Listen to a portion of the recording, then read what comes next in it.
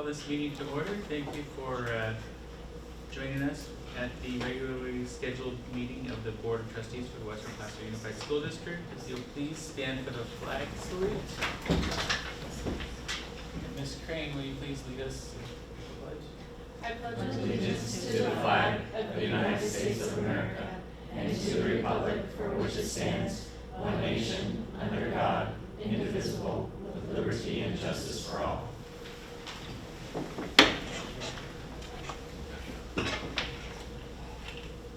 Okay, the board has been meeting in closed session, and I'll now report out from closed session. Item 4.1, conference with labor negotiator. No action was taken.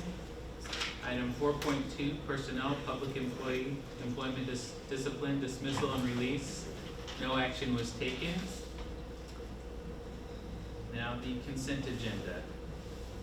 I should mention first that Mr. Price is absent. Member Price is absent. He is in New York. New York. On work. Thank you. And so the consent agenda. All items on the consent agenda will be approved with one motion, which is not debatable and requires a unanimous vote for passage. If any member of the board, superintendent, or the public so requests, items may be removed from this section and placed in the regular order of business following the approval of the consent agenda. What is the pleasure of would anyone like to remove anything? No. No. Superintendent? In public? Seeing none, I'll ask for a motion from the board. Move to approve consent agenda. Second. It's been moved and seconded. Roll call, please. Who was the second? It was April. They both Okay. Ms. Mitsos. Yes. Ms. Freeman. Yes. Ms. Wyatt. Yes. And Mr. Armitage. Oh, Ms. Crane. Yes. Mr. Armitage. Yes. Thank you. Motion passes. We'll move to reports, communication reports. This portion of the meeting is set aside for the purpose of allowing an opportunity for individuals to address the board regarding matters not on the agenda. The board is not allowed to take action on any item which is not on the agenda except as authorized by Government Code Section 54954.2. Request forms for this purpose are located at the entrance to the meeting room. Request forms are to be submitted to the board clerk prior to the start of the meeting. Speakers are limited to 3 minutes each, and the board will limit the total time for public input on each item to 20 minutes. Do we have any speakers? No speakers? Seeing none, we will move on to reports. And here's Ms. Dolan is absent, Ms. Williams is absent. We'll move to Ms. Crane. Hi everyone.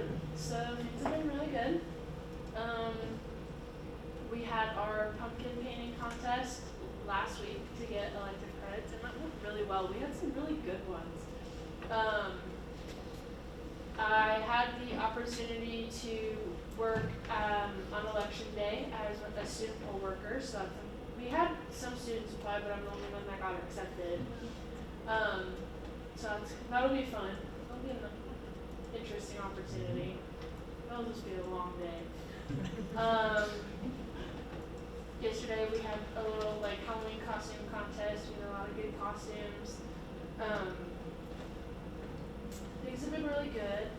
I don't think that there's any issues. So I think everything's good. Thank you. And now we're on to the Board of Trustees, board member reports and comments. Member Wyatt. Last week, I believe, was the Career Tech Education Advisory. I just appreciate that opportunity to be a part of when our business community and the schools come together and really share amongst themselves things that they do in the business community compared to how schools can work with their kids. And I can only relate to the biomed because that's the one I'm on, but it's, they're looking at having the kids really work on first aid of the CPR, getting that started up again, where they teach all the kids in their school CPR, and it's students teaching students, so that's very exciting. When I attended the homecoming at GEMS, and even though it was a very small crowd, it was a crowd that really appreciated that we opened up the school, and it was so cute because it's not cute, it was a good thing. There were 3 high school students that were seniors that had been at Glen Edwards, and they came to kind of check it out and reminisce about stuff. And then there were 3 gentlemen there that I had as high school students, and they just came to kind of check out that, Glen Edwards was their place. And then there were 3 gentlemen that came that were more my age. They're a little younger, and they were just so excited that Glen Edwards had the beautification and that it was remodeled, and of course the senior boys were saying, yeah, they did this just when we were leaving. And I said, that always happens. Today attended the district day, and very entertaining. Miss Carrie sang, and she did a great job. I didn't know you had such a good voice, but I think that it was a good day, and appreciate that you mentioned the teachers that have put in 10, 15, 20, 25, 35 years. I'm very proud of Mary McQueen because she's the one with 35 years. She's going to catch up to me one day. And that's kind of all of my report. Thank you. Member Nitsa. Okay, so I was not here at the last meeting, but before that I attended the farm committee, and they elected new officers, and I can't remember the name because I didn't bring my notes, but the cute young couple, president and vice president. It was very sweet. So lots of great information about grants and donations. I think you know what I'm talking about. Just a really, really great meeting. Lots of involvement. It was packed, which is great. My favorite meeting. I hate when it's over. We did donate the signs. They were happy to have those because they were like a match with some other ones that they already had. So it was a great meeting. The other thing is I wanted to just publicly thank Don Fauner from Placer County Parks and Open Space. He's the superintendent for donating some groundkeeping equipment that's in good condition, about $2,000 worth. And that's all I have. Thank you. Member Freeman. Well, I was also absent. I guess I got sick from coming back from North Carolina on my business trip, so I was very down and in bed. So I did, we put on the wrestling dinner for the Lincoln High School team, and it was a great event. That we profited over $16,000 for the wrestling team, so that was really good. Something to be proud of. So our wrestlers will be able to make tournaments this year, so it's exciting. Let's see, I attended the downtown Villain in the Plaza last night and got to see all the kids trick-or-treating. I actually went over to this district office, and they had passing out candy, and got to see a couple of the employees here. And just spent like an hour and a half down there. It was so fun seeing the little kids in their trick-or-treat costumes. And then I did attend the district day this morning, and it was great. And to put into perspective for me, I looked out and there was just teachers and staff everywhere, and I was like, oh my God, think about all these kids, and I'm like, I was just so in awe of all of the staff that we have here that is supporting our children. So I really enjoyed that, and I really enjoyed Carrie's performance, and I believe there's a video. I believe there's a video. Okay, thank you. For my report, I just wanted to say that I attended the Measure G informational meeting at 12 Bridges Library. I should say the attempted meeting on October 27th. Unfortunately, the meeting was called for lack of public participation. I'd like to thank Member Price and school board candidates George Dykstra and Jill Upton for showing up there. It was kind of neat. So it was happening at the same time as the football game at the high school. And so when the national anthem started playing, everybody stopped talking. And everybody stood up and pledged. So that was nice. Let's see. I also attended Western Placer's District Day today with all the district employees and managers, and Chris and you, Christy. It's Christy. And I did hear Superintendent Callahan's inspiring speech and music performance. I did video it, so it's not uploaded to YouTube yet. And then tomorrow I will be attending the library community. So that's the end of my report. Now, Western Placer Teachers Association, Josh Reefsnyder is absent. And we'll move to Western Placer Classified Employee Association, Gus Navarez is absent.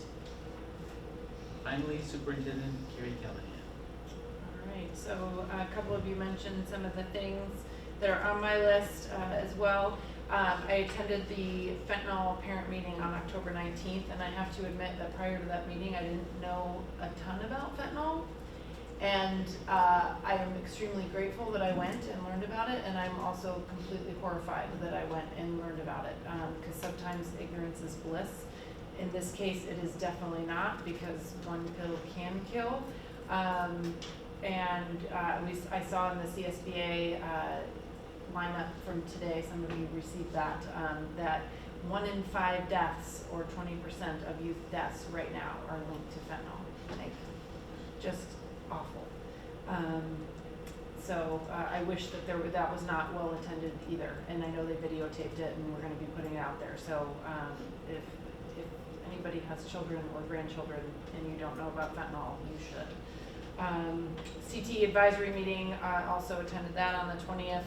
I was able to sit in with the ICT pathway because the newer teachers there, and shifting from ed services to the superintendent role, I haven't been as directly involved, and so I wanted to get to know the newer teachers in those pathways, and Todd and Kent did an amazing job facilitating their group, and it's awesome how many business folks we have supporting our CTE pathways. Gem's Homecoming, same.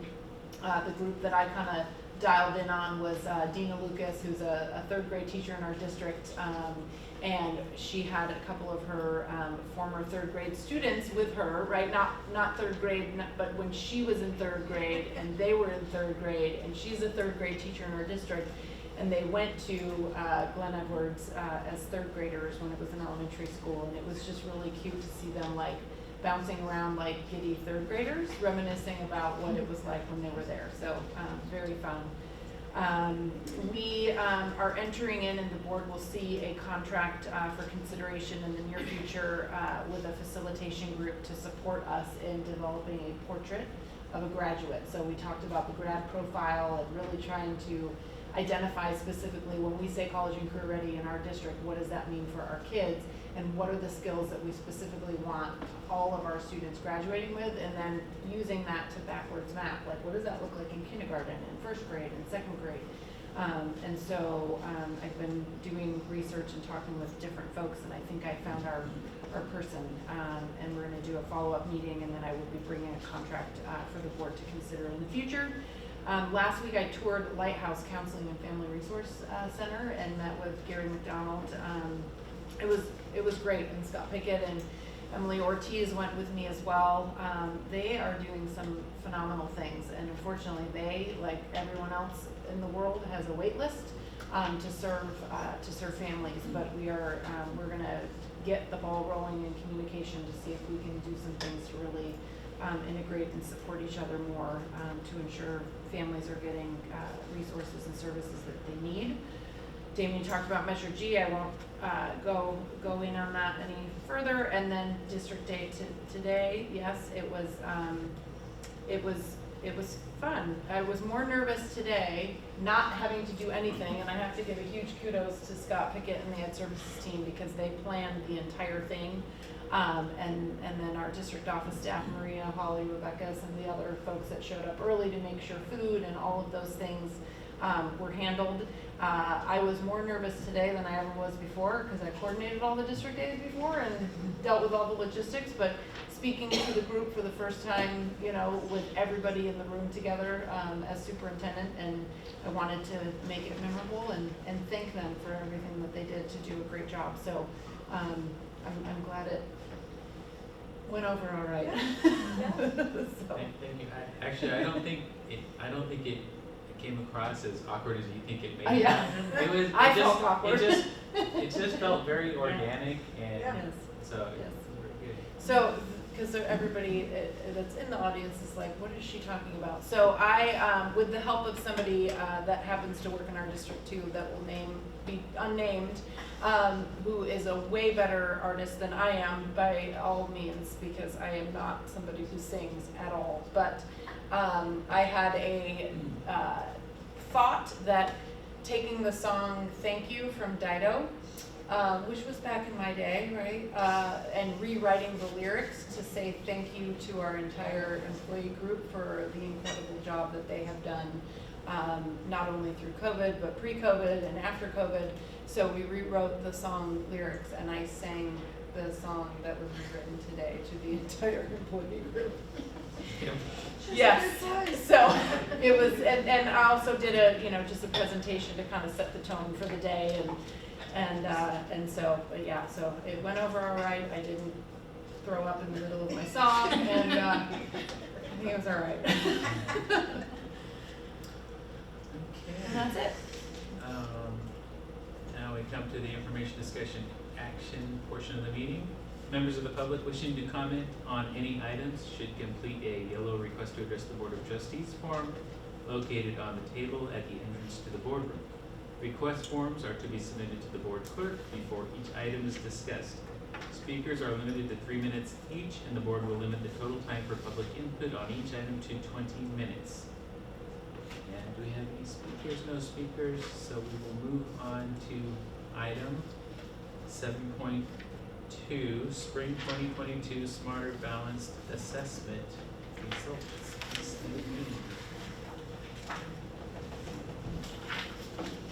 Hi, everybody. Hello. You haven't seen enough of me from last time, so I just thought I'd come back. This is a presentation we haven't done in a few years because we haven't had a whole lot of testing data due to the COVID pandemic. So there can be a lot of data that is shared. This is sort of the Cliff's Notes version. So if there's any curiosities that you have or that you want to know more about, I can definitely come back to another meeting and answer any questions that you might have. But this is sort of the down and dirty of, I think the biggest question that we all have is, how are we doing post-COVID? Like, are we dealing with learning loss or aren't we? So that's sort of the slides that we'll be addressing. You should all have a colored copy of the slides in front of you. And for audience members, there's some black and white copies that are over on the table if you want to look at it in a little closer than the screen. So just as a reminder, because it's been a while, when students get their test results, they are ranked on a scale of 1 to 4. And the 3 and the 4 are what we really want our students to score, because a 3 means they've met the grade level standard, and a 4 means they've exceeded the grade level standard. So when you look at all the graphs that are in front of you, we don't really show you the 1s and the 2s. Those are the percentages of students that are not considered college and career ready by these 2 tests. It doesn't mean they won't qualify with other things like completing a CTE pathway or getting their state seal of biliteracy, but for these tests, they're not considered college and career ready in these areas, which would be language, arts, and math. So we really wanted to focus on the 3s and the 4s, so that's why your graphs all have 3s and 4s. And we focus on percentages. So what percentage of our kids got 3s, what percentage of our kids got 4s? So when you look at the graphs, the blue is a 3, the red is a 4. And what I try to do when I look at this is just kind of look for patterns. And so what you're looking at right now is grade level data. These are not the same kids.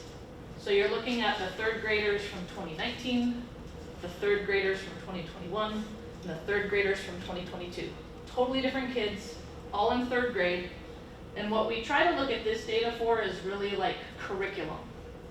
You know, how did the teachers teach the curriculum? Did they follow the pacing? Did they happen to reach and teach all the standards that they possibly could? How did the kids grasp it that particular year? So this is kind of what we look at when we look at this data. And when you look at the graph, 2019 is pre-COVID for each one of these grade levels. So you can see like 2019 for every grade. There's no 2020. We didn't test in 2020. That was the big bad that happened, and we had a year off. 2021 is the year we came back in person, but we were on a bit of a modified schedule. And then 2022 was this past year. And so what I kind of see when I look at it, I just look for patterns. I want to see a V. I want to see we were great before COVID. We probably dropped a little right after COVID and we're bouncing back. So I'm hoping for a V. And so when I kind of look, I'm seeing a lot of Vs. Some are a little more drastic than others. This one's kind of more like a check mark, not quite a V. But you can kind of see that pre-COVID, post-COVID. That one's little. This one's bigger. There's two grade levels that don't have a V. That's grade 7 and grade 11. So in our other grades, we kind of saw pre-COVID, here's where we were. 2021, we dropped a little bit. 2022, we started coming back, and we're really optimistic. Grade 7 and grade 11, strangely, scored the highest during our modified schedule year. And so that's just a point of conversation for our 7th grade teachers and our 11th grade teachers. Well, why might that have happened? And so they're in conversations about why that might have happened. A great piece of news is if you look at 7th grade last year, we had almost a third of the class score a 4. So that's something that when you look at prior years is a big gain. So there's just, what this kind of data does for teachers is it generates questions. And then they start looking into like, why could this have happened? And then they start to look at other pieces of data to try to come up with some meaning as to what changes they can make going forward to increase our data.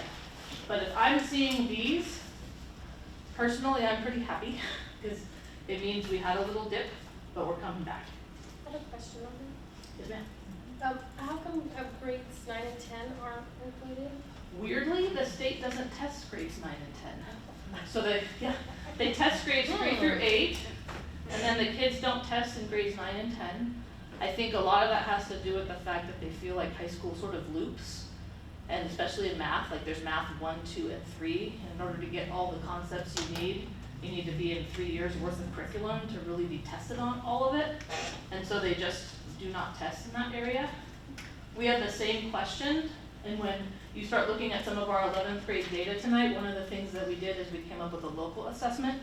It's with a company called iReady that we're administering this year because not having 9th and 10th grade data, teachers are frustrated with, and so are administrators because it's a hole in how we can help kids. So Thank you. hopefully we'll have some other 9th and 10th grade data that may not be this data, but it'll help us figure out if they're stumbling in those grade levels. It's a great question. The next one you look at is actually our same kids. So these are our kids and how they've done over time. Some of them we have more years of data on than others. So like if you look at this first one over here, these are our present 5th graders. This is the first time they ever took the test, was in grade 3, because that's the first year they offered the SBAC test. And so you can kind of see it's almost a V, COVID, out of COVID, COVID coming out of COVID, and we're trending up. That's what we want to see. When you come to our present 7th graders, if you remember from the last slide, 7th grade was kind of a we kind of see that here too. 3rd grade and 5th grade and 6th grade, they're almost on a straight trajectory. And so we have questions as to what's going on with that group of kids and how can we kind of move it from going this way to going this way, because that's what we're hoping for. When you get to our 8th grade class, we get to start going back further in time, a couple years before COVID. How were we doing a couple years before COVID and after COVID? And same thing, they're a little bit more straight line. If you take out this weird modified schedule of COVID year, they're kind of achieving in a straight line. That's not a bad thing. That means they're achieving a grade level worth of growth every year. That's awesome. We just want them to achieve more than a grade level of growth every year, so it trends upward a little bit. Here's our present 9th graders. And it started trending up, kind of held steady, dropped a little bit. And then our 12th graders, which Trustee Nitzos, you pointed out, there's this big gap between grade 8 and grade 11, like what happened to them in there, and we don't know. And so you'll see that there's a little bit of drop from grade 8 to grade 11. And so those are the same kids. My favorite group to look at on this is always the 9th grade, because we can see how they've done over a really long period of time and really make sure that there isn't anything that's alarming to look at. And so for English language arts, I'd say steady, slow and steady. One thing that we like to look at is our subpopulations. We talk about that a lot with our LCAP because you might hear them referred to as unduplicated pupils, but they're the kids that struggle, and they tend to be students with disabilities, English learners, low-income students, and how they're doing. And these are trends over 5 years. And one of the things you're going to see very consistently is that V. We come here, year before COVID, modified schedule, last year. Year before COVID, modified schedule, last year. You have the V pretty much across every single group, except for students with disabilities. They're making gains. And they made gains through COVID, which is a point of pride for our teachers. So this is definitely something we're very, very happy about. This group of students, our English learners, are our lowest performing group. But what I try to remind folks of is these guys used to be English learners. So when our English learners go through the normal 5 to 7 year English learner program and it's successful for them, these are our successful English learners. These are the students that are still struggling and they haven't acquired the language yet. So it's important to know, like, this is a much smaller group of students than this group. This group's about 1,100 students maybe, 1,050, and this group is about 650. And so overall, we do a pretty good job with English learners, but we do have a small population that are struggling to reclassify in that 5 to 7 years, and we need to figure out how to help them better. And then the last look at English is the other question everybody has. How are we doing compared to everybody else? How are we looking, Kathleen? And so I put Placer County on there. And the one thing that you'll notice as you look from all the way back in 2015 up until this year, our trend line almost matches Placer County when you look at it, except for this awesome part here where we closed the gap. So in this year, we were this far away from Placer County. The next year we closed it, and then we've kind of just been doing the same thing as Placer County. Placer County had the same drop because of COVID. They're having the same uptick, that little V that we're seeing.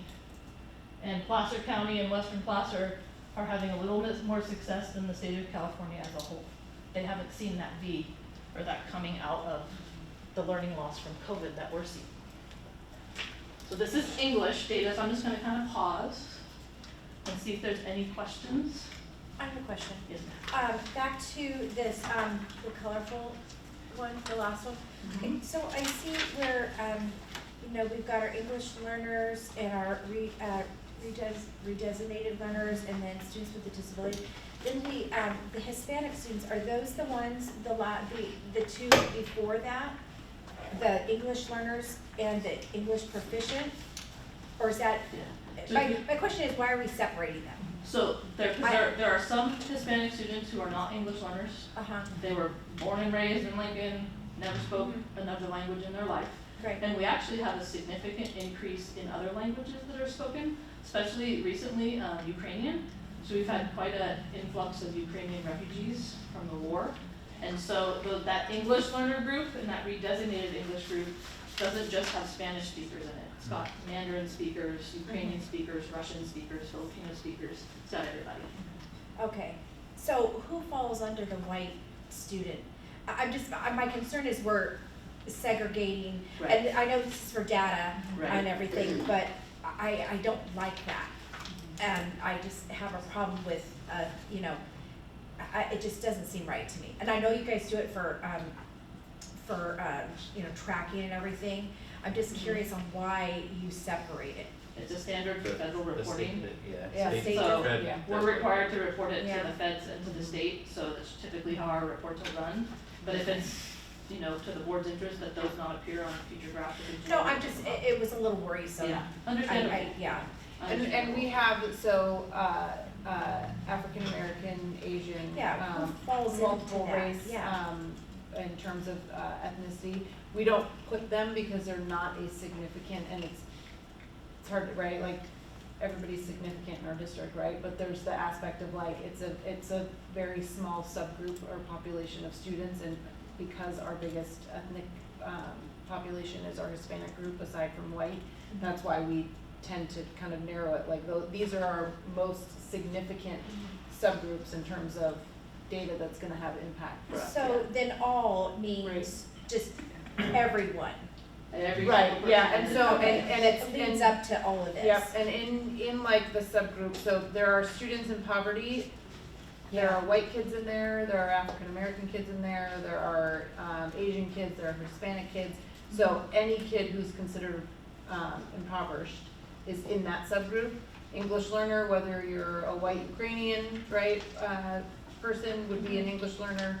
Redesignated, same thing, students with disabilities regardless of ethnicity, and then it calls out the specific ethnicity. So in white Yeah. students, there are, low-income white students that are there are English learner, students who identify as white, same within our Hispanic subgroup, so it's just. I guess where I'm coming from, and this is just me personally, we're all students. Right. Yep. We're not, that's just me personally, Right. so thank you for explaining Yeah, that. no problem.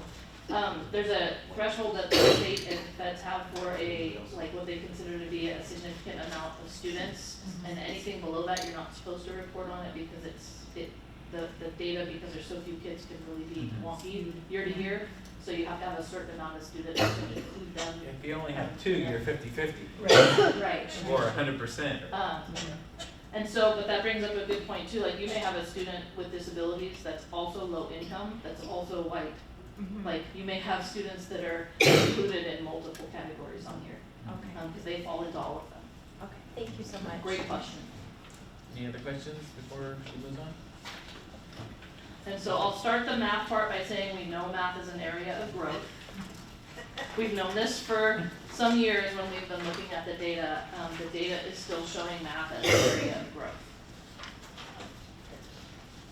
And so we're gonna kind of do the same thing. And the first thing I'll just point out when you're looking at the difference between the first English graph you looked at and the first math graph you looked at is how much further down on the scale we are. So if we go back to this one, we're higher up, hovering in the 60s. And then we make our way over to math, and we are in some areas not really hovering in the 60s. So generally speaking, math is an area of focus for us. It's been an area of focus for us for a while. It's an area of focus for California, Placer County. Math is hard. So, but again, I'm looking for the same patterns when I go through here and I look, like, do we at least have a V? Did we come into COVID, lose some learning, and are we gaining some back? And in 3rd grade, you're seeing that V. 4th grade, 5th grade's a little bit more flat, 6th grade. And again, our friends in 7th grade, something's happening with 7th grade. We're asking a lot of questions about that because they don't have that bounce back from the prior year. 8th grade pops up as not having a bounce back from the prior year. And we have a really tiny, this one's sort of like a check mark. I prefer that it be a little more like a V for 11th grade.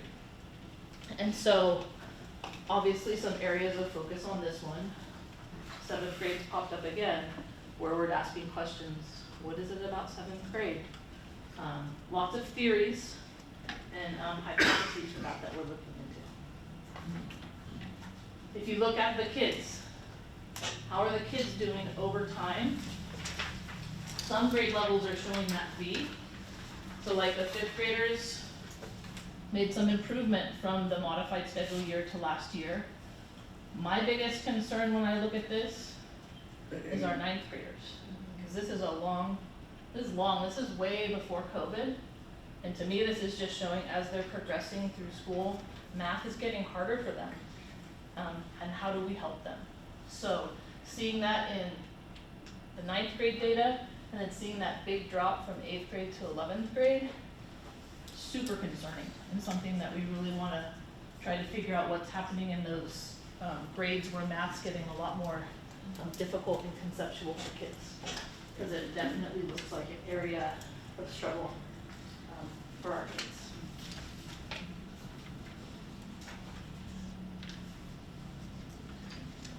If we look at the subgroups, this is one of the, I'm gonna say as a point of frustration for our staff. Right before COVID hit, we had done this huge math push. And we were working with a consultant that was working on our math programs. It was something we were very much focused on. Almost 75 to 80% of our professional development was around math. And you can see that in the green line. So after a year of working on math so hard, in every grade level, and pushing it, you saw big gains in that green line right before COVID. And we were like, yes, like we finally figured out the math problem and we're gonna be good. And then you see it just drop with that purple line during COVID. And so if you talk with elementary teachers and secondary teachers, that's just a point of frustration. It's like we felt like we had the magic sauce going right before COVID happened with solving our math problem. And then when COVID hit, we're kind of trying to get that back again and start doing that same math work going into next year. Another point that's awesome, students with disabilities again, they keep climbing, and through it all, they just keep gaining. So that's a point of pride. I don't think that's very common amongst districts to see students with disabilities maintain their growth through COVID. So definitely something to be proud of. And then this kind of illustrates what I was just talking about. So we're that blue line. If you look back at 2015, us in Placer County, we had a big gap. And we started pushing math professional development in 2018, and we almost caught Placer County in 2019 in terms of our math scores. And then you see, boom, COVID, and we dropped. And so did Placer County. I mean, their drop is as severe as our drop is. But that is hopefully something that we can get back to and close that gap again. We've done it once before, so I'm confident that we can do it again. But that is our math data. So any questions about the math data? I do, before I forget, so, is there any correlation between maybe changing the way the delivery or the methodology of teaching, like from a more Common Core type program to like, were all these students in the same type of math program the whole way? Okay, so Yes. there wasn't like Yes. the change in And so everybody on that graph has the same math standards. And they're all being taught the same it wasn't in the curriculum. middle of an adoption. or Right, anything. no, not in the middle of an adoption or anything. What I think we have found, looks like Mr. Pig's taking his glasses off, so. No. Get serious now. Yeah, what we have found is that it seems like when students move from like more like the basic math facts and the number sense and things at younger grades, and then you have to start applying it, that's where students start to struggle. And that's what we had been doing our work on when we were closing that gap. And so we're hoping to get back to that. This year is obviously a focus on relationships and helping kids just land softly back at school. But next year, you'll see a big push for math again and to start revisiting some of those higher level problems that I'm sure some folks have seen at your own homes with, you know, there's a rabbit pen and you got this much wire and you know, how can we make it happen with the materials that you have? Those types of questions can be a real point of struggle for kids if they don't have a lot of practice and working through those. Yeah, I just had, oh, sorry, I just had one more overall question. So, from a global perspective, I know this is mostly just data, but how do we get back some of those losses that we've had, that we've experienced because of COVID? Personally, I would love, I mean, hopefully we'll get to the point where we don't have such significant staff shortages, because I think professional development for teachers, and I mean, teachers are the experts in the room. You can just give them the time to get in a room and do the work. They can make magic happen, and that's what we really did the years prior. We got teachers into a room, kind of like, here's your problem, here's what we're facing, how can we modify your curriculum to improve things for kids, and they were doing it. And then we had to get away from that. Our struggle this year is we have a significant sub shortage, so there's not a lot of times we can pull teachers out to do that work. Mm-hmm. And so I'm optimistic that once the shortages start to ease a little bit and we can get teachers back and working in rooms together and kind of getting that energy going with each other, that we'll be able to hopefully do the blue line again on this side of things, is my hope. So I think that's one contributing factor for sure.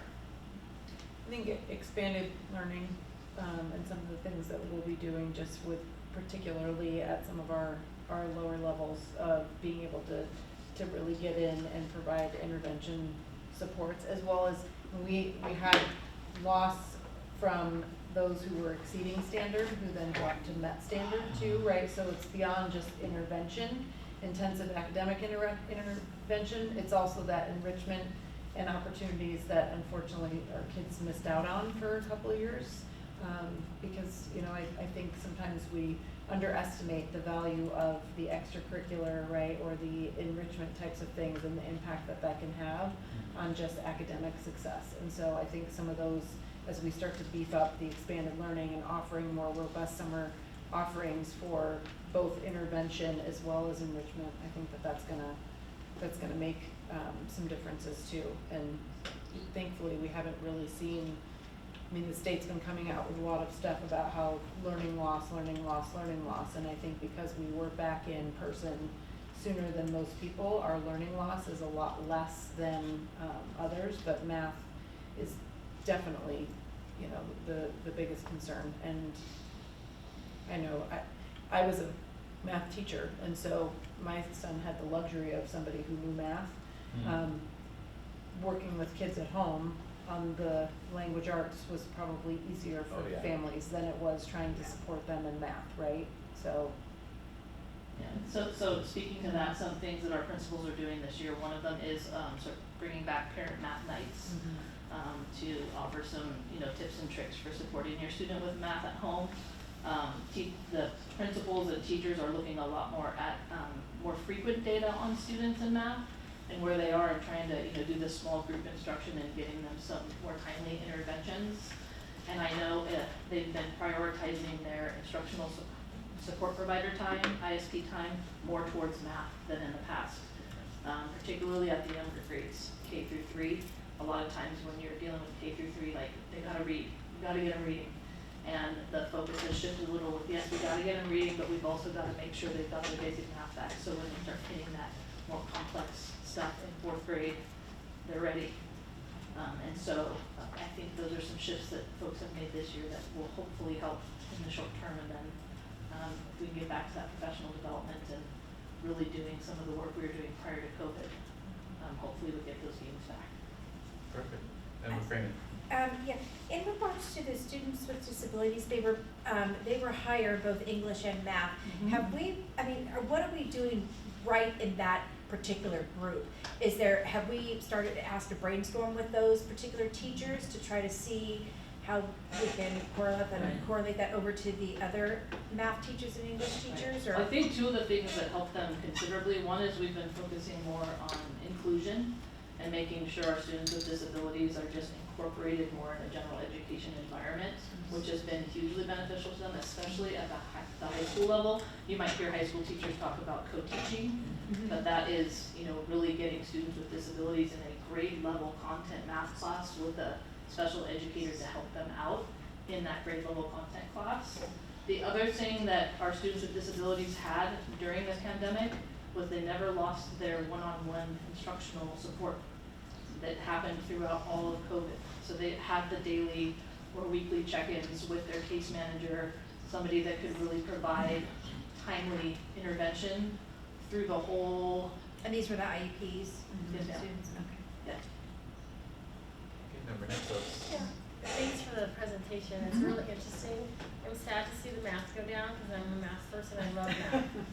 Love math, I can do math, I just do math for fun. So I had a couple of questions.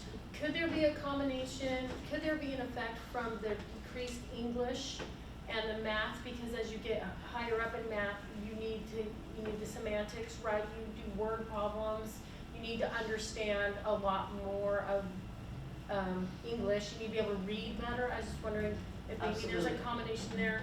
And then the second thing is, have we done any student surveys to find out where they're struggling? Because I can tell you where my daughter's struggling, right? So, and she can tell me where she's struggling, so I was wondering if there were any student surveys we could do? We haven't done surveys specific to math, that's a really good idea. And then the last thing is there any extra tutoring that could happen, or is happening specifically for math? Because I know I Yeah. throw my daughter in there right now. Our problem with after-school tutoring is we want to offer it, the positions aren't being filled. So we have a lot of positions posted to support after-school tutoring at our elementary, middles, and high schools, and they're just not being filled. So if we could fill them, my answer to you could be yes. My answer really right now is more like 50-50. Depends on which schools have filled positions and which ones don't. What about students tutoring? Yeah, too? students. We have that. Yes, we have a really robust, actually, high school tutoring program where our high school students go to elementaries and under the supervision of an employee, they provide tutoring to our students. There's literally not enough tutors to go around to Yeah, all of our school sites. I understand the whole Yeah. staffing thing right now. Okay, those are Yeah. my key points. Thank you for the Awesome. presentation. Yes, thank you. Member White, did you have any questions? Nope. Okay, well, thank you. There's no speakers on this item, so thank you for your.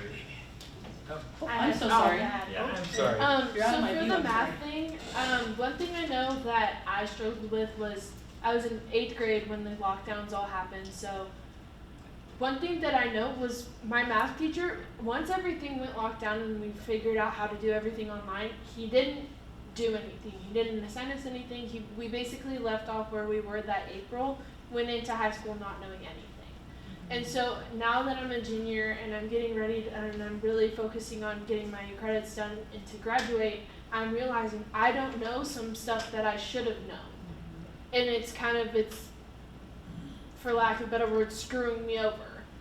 And so I do think that there's a lot of people in my grade that are like that too, Yeah. that I have talked about. So I do think that doing a survey on what would be better would really be beneficial to the students. And I think that it'll also show that there is help out there and that the community does care, that they want to help with our education. And then I know that you said something about the tutors, and we have a lot of tutors at Phoenix. I don't know where we get them from. I think that The schools group, Sun City Lincoln. Yeah. But they're great. I've gone to them a couple times. They're really great. And so one thing we did do to help students like you over the summer is we tried to look at 8th graders who might have struggled a little bit in math, and we actually had sort of like a Math 1 boot camp that we offered over the summer to try to help some students as they went into 9th grade. But I really appreciate your feedback, so Yeah. thank you.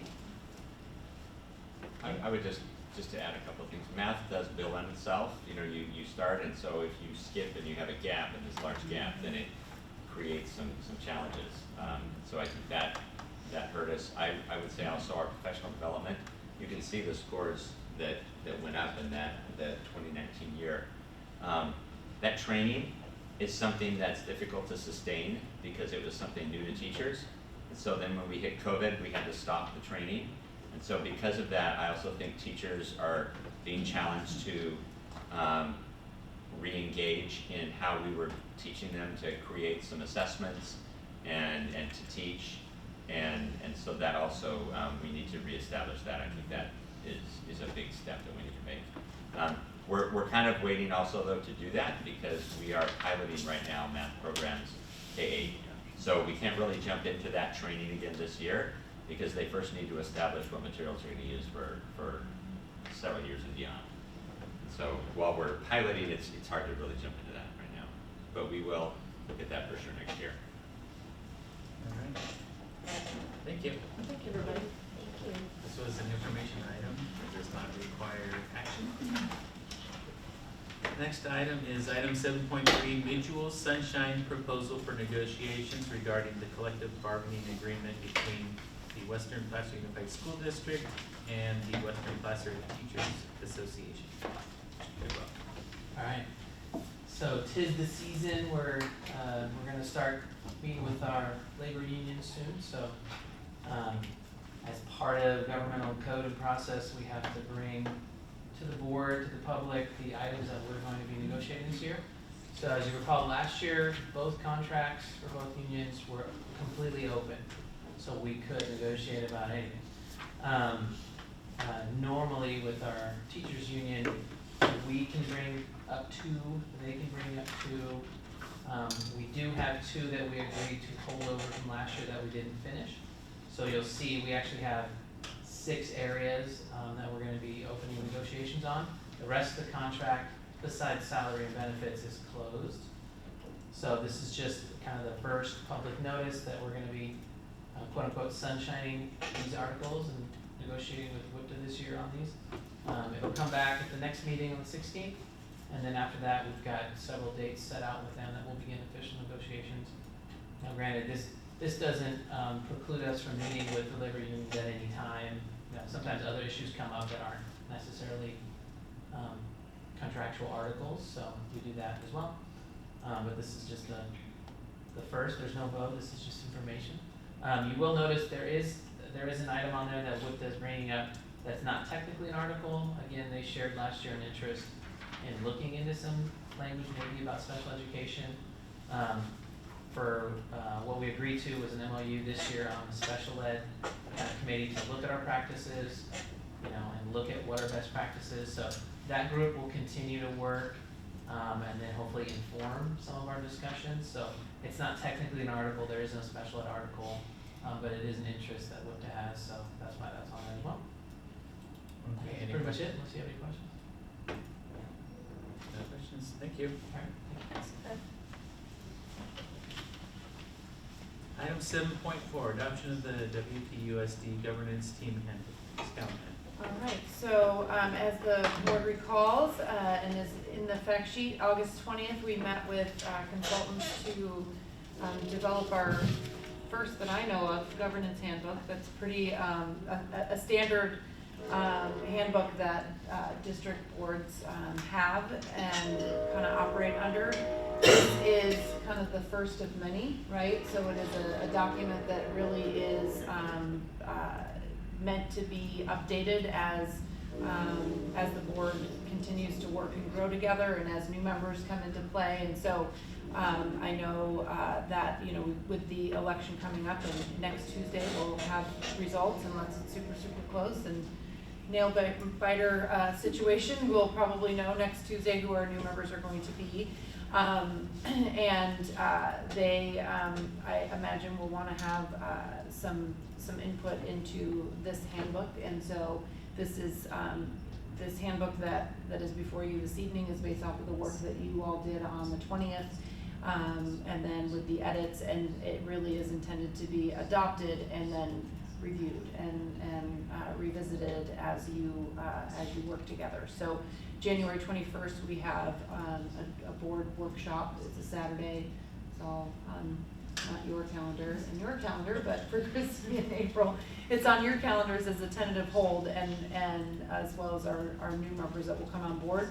This will be a piece of that conversation. So it'll be the Brown Act training to onboard folks, and then a rediscussion of the governance handbook and potential decisions about whether or not there's desires to update or draft new things to incorporate and allow for our new members to have some voice and input into the document. So this is for board's consideration for adoption this evening.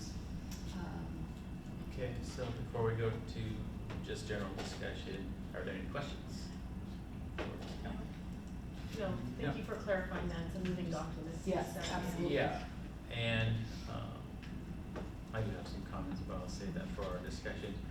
We have no speakers, so first, just to keep things in the right order, I'll ask for a motion on this. Then if it warrants, if we get a motion in a second, then we'll discuss it.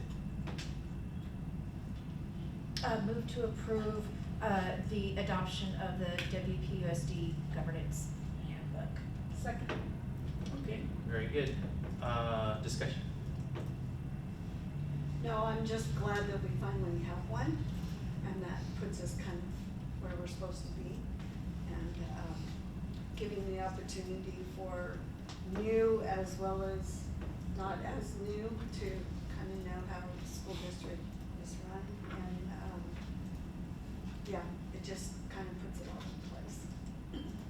Most definitely. Okay, any others? I was just going to say that when I looked at this item, I wanted to look at the board bylaws. So board bylaw 9230 requires that we provide newly elected board members with support and information to assist them in becoming elected, effective members of the board. So that includes this type of information, so I'm glad we're doing this now. Because in the past, we just relied basically on our institutional knowledge. And Yeah, I so know. some of this Thanks. type of,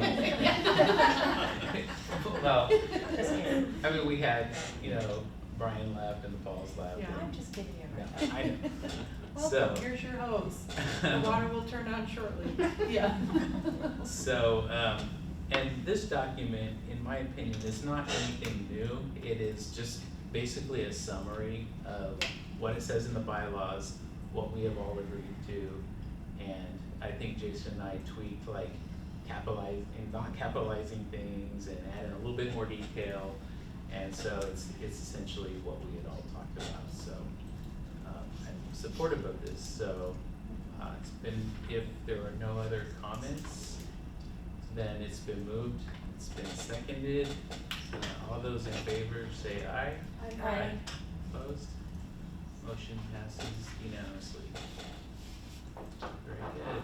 Item 7.5, adoption of revised new exhibits, policies, and regulations, Superintendent Callahan. This is one of our standard items at the end of every meeting, and it's gone through our policy process, and so they are here for board consideration. Any questions? I'll just kind of say that I was going through there and that concerted action work stoppage, which is just so confusing because it just appeared like to be repetitive. Yes. So, I mean, but I know we're just following the model. Yes. Policies. Any discussion? I'll take a motion from the board. Move to approve the revised, policy, what is it called? Good enough? Is that right? Is that no? Good enough. I second.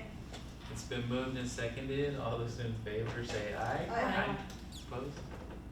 Motion passes unanimously. Okay, so item 8.1, future agenda items. This portion of the meeting provides an opportunity for the board to review and discuss the governance calendar and any desired changes or additions of future agenda items. There's a link to the overall calendar. I think it's just some general stuff that is planned to be discussed. I didn't see anything real crazy, so, I have a question, a yes. future meeting question. After the election, what happened? 'Cause I never gone through that, so we get 2 people, when does that happen, how does that happen? Good question. Yeah, so, December 20th will be the reorganization meeting, and we will, establish that as our reorganizational meeting on December 6th, which is the meeting before. Okay. And then on December 20th, Chris and Damien will attend the meeting, and be there for closed session and the initial start, and then we will swear in our new board members, and Chris and Damien are welcome to stay as members of the public And or then- gracefully exit, and our new Or not. members will then, be, active participants in the rest of the meeting, and so they will take action.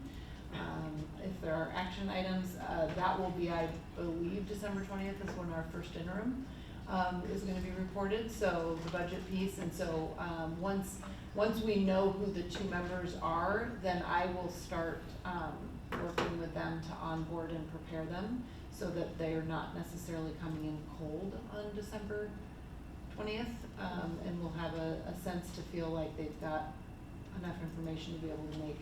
So they'll have either a board packet or laptop Yeah, or something? yeah, and so we'll, or 'cause once Chromebooks it's or- official, then we're just gonna start working to get them their Chromebooks and, have access to, they, until they're sworn in, they can't have access to closed session, which is why Damien and Chris Or on the 20th will be, executive or content. any executive content, but they won't be making any decisions based on, closed session on the 20th. And then obviously we'll be privy to all of the information, after that. And that, yeah, so any potential changes to governance calendars or requests or desires that they, as of December 20th, they're, yep. So once they're elected, does, the Browns Act take effect, or is it? They're sworn in. It'll It's be when the they're sworn 20th. in, okay. Yep, Okay, the 20th, yep, thank you. yeah. Okay, what was future agenda items? Were there any future agenda items that anyone wanted to discuss? No? Seeing none, we shall move on to upcoming meetings. The next meeting is November 16th, Wednesday, is that correct? Yes, because we have the trustee dinner on the 15th, so it's Correct. Wednesday the 16th. Okay, the 16th at 6:30. No other items, the meeting is adjourned.